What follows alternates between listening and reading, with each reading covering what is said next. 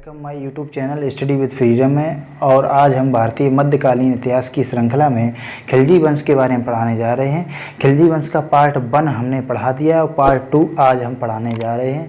Part 1 में हमने जलालुद्दीन फिरोज खिलजी और अलाउद्दीन खिलजी के बारे में पढ़ाया था। पार्ट 2 में हम अलाउद्दीन खिलजी के बाद जो शासक आते हैं उनके बारे में पढ़ेंगे।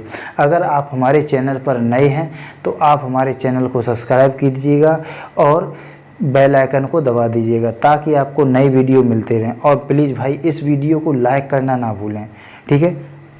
तो क्या होता है, 1316 में जब अलाउद्दीन खिलजी की मृत्यु हो जाती है, अलाउद्दीन खिलजी की मृत्यु हो जाती है, उसके मृत्यु के ऊपर बहुत से मतभेद हैं। कुछ विद्वान ये कहते हैं वो जलोदर नाम की बीमारी से पीड़ित था, जलोदर नाम की बीमारी से पीड़ित था, इस वजह से उसकी मृत्यु हो गई थी। लेकिन कुछ विद्वान ये कहते हैं गुजरात में एक लोग विद्रोह कर देता है, एक व्यक्ति उस विद्रोह को दबाने जाता है, वहीं बीमार होने की वजह से उसकी मृत्यु हो जाती है। जब इसकी मृत्यु हो जाती है तो इसका सेनापति होता है मलिक काफूर।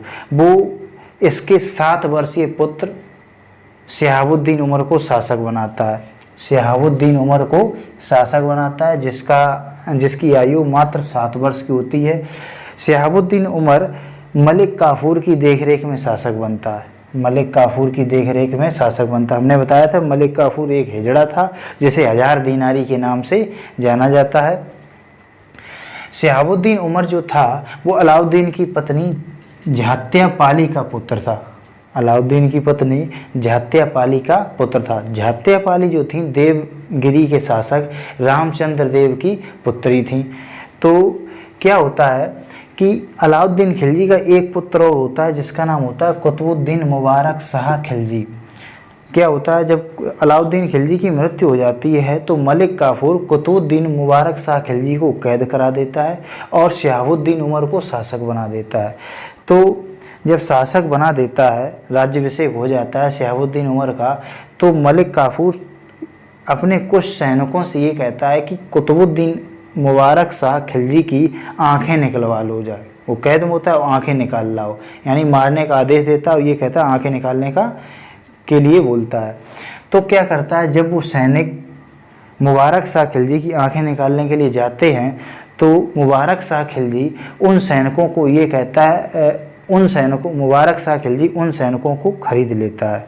जब खरीद लेता है, मुबारक शाह खिलजी जेल से बाहर, कैद से बाहर निकलकर मलिक काफूर की हत्या कर देता है, मलिक काफूर की हत्या कर देता है और शहाबुद्दीन उमर को कैद कर लेता है, शहाबुद्दीन उमर को कैद कर लेता है और 1316 में ही शासक बनता है। कुतुबुद्दीन मुबारक शाह खिलजी जो होता है 1316 में शासक बनता है।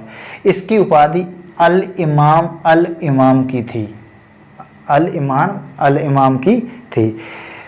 इसकी दूसरी उपाधि खिलाफत उल शाह की थी, दूसरी उपाधि जो थी वो खिलाफत उल शाह की थी। इसने स्वयं को खलीफा घोषित किया था, खलीफा घोषित किया था। बताया जाता है इसने जो इस्लामिक कैलिफ पद होता था उससे सुल्तान की पदवी लेनी होती थी, तो उसने सुल्तान की पदवी ना लेकर के खुद को खलीफा घोषित कर दिया था, खुद को खलीफा घोषित कर दिया। इसका जो प्रिय था, एक व्यक्ति था जिससे बहुत ही ज़्यादा इसका लगाव था, जिसका नाम मुबारक हसन था। मुबारक हसन जो था इसी को एक खुसरो खां की उपाधि देता है, खुसरो खां की उपाधि देता है। खुसरो बाद में खुसरो खां ही इसकी हत्या कर देता है और अगला शासक बनता है। मुबारक शाह खिलजी जो था वो ऐसा शासक था जिसे नग्न महिलाओं की संगत पसंद थी। दरबार में महिलाओं के कपड़े पहन के आता था, दरबार में नंगा नाचा भी करता था। कभी कभी क्या करता था कि दरबार में आकर के सभी लोगों के आसपास नंगा होकर के घूमता था। और बताया जाता है मुबारक हसन जो था जिसे खुसरो खां की उपाधि दी थी, यह उस व्यक्ति का चुम्बन लिया करता था, उस व्यक्ति का मुबारक हसन का चुम्बन लिया करता था। क्या होता है कि इसके विलासी जीवन से क्या जितने भी राज्य जो होते हैं वो विद्रोह करने लगते हैं, कुछ राज्यों में विद्रोह होने लगते हैं जिससे कुछ राज्य नए स्वतंत्र भी हो जाते हैं। जब स्वतंत्र हो जाते हैं तब इस क्या करता है, कुछ राज्यों को ये जीतता है। जैसे इसके समय में देवगिरी स्वतंत्र हो गया था, मारवाड़, गुजरात और अन्य राज्य भी स्वतंत्र हो गए थे। तो ये क्या करता है, कुछ राज्यों को पुनः जीतता है। जैसे उस समय सबसे पहले जो देवगिरी का शासक जो होता है, जिसका नाम हरपाल देव होता है, जो देवगिरी के पूर्वज शासक रामचंद्र देव का दामाद होता है। तो जब ये देवगिरी में युद्ध करने के लिए अपनी सेना लेकर जाता है, देवगिरी में चढ़ाई करता है, तो हरपाल देव जो होता है अपना किला जो होता है वो छोड़कर भाग जाता है। तो देवगिरी पर इसका पुनः अधिकार होता है। उसके बाद में ये वारंगल पर आक्रमण करता है। वारंगल का शासक जो होता है प्रताप रुद्रदेव, इसे ये पराजित कर देता है और उससे बताया जाता है कि 40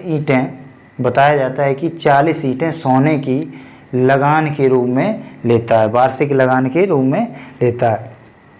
इसकी मृत्यु जो होती है 1320 ईस्वी में खुसरो कहाँ कर देता है, जिसका मूल नाम क्या होता है, मुबारक हसन। वही व्यक्ति जो इसका जो ज़्यादा प्रिय होता है वही इसकी हत्या कर देता है। जब हत्या कर देता है तो वह नसरुद्दीन खुसरो शाह के नाम से अगला शासक। नसरुद्दीन खुसरो शाह जब शासक बनता है 1320 ईस्वी में, तो यह पैगंबर का सेनापति की उपाधि धारण करता है। जो इसका सेनापति होता है नसरुद्दीन खुसरो शाह का, जिसका नाम होता है गाजी मलिक होता है। तो क्या होता है, जब ये शासक बन जाता है तो उसी समय इस्लाम का शत्रु या इस्लाम खतरे में ऐसे नारे लगने लगते हैं। उसका कारण ये होता है कि नसरुद्दीन खुसरो शाह जो था वो हिंदू माता का बेटा होता है, मतलब इसकी माता हिंदू होती है और पिता मुस्लिम होते हैं। जब ये शासक बनता है तो इस्लाम खतरे में ऐसे नारे लगने लगते हैं।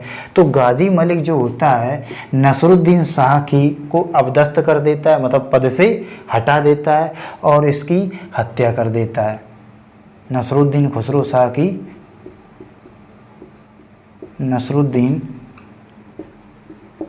खुसरो शाह की हत्या कर देता है